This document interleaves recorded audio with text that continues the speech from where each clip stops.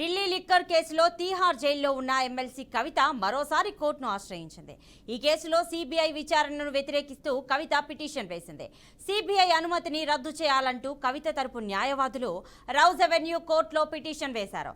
కాగా పిటిషన్ను అనుమతించిన ధర్మాసనం కేసు ఎప్పుడు విచారిస్తామనేది త్వరలో తెలపనున్నట్లుగా తెలుస్తోంది.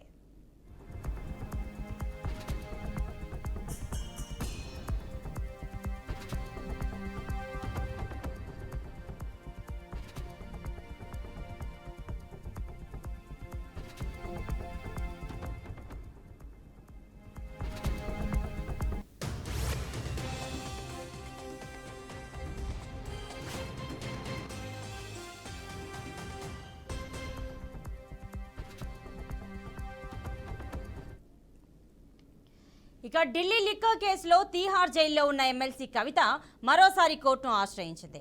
ఈ కేసులో సిబిఐ విచారణను వ్యతిరేకిస్తూ కవిత పిటిషన్ వేశారు. ఇక సిబిఐ అనుమతిని రద్దు చేయాలంటూ కవిత తరపు న్యాయవాదులు రౌజ్ అవెన్యూ కోర్టులో పిటిషన్ వేశారు. కాగా పిటిషన్ను అనుమతించిన ధర్మాసనం కేసు ఎప్పుడు విచారిస్తామనేది త్వరలో తెలపనున్నట్లుగా తెలుస్తోంది. మరి ఇదే అంశానికి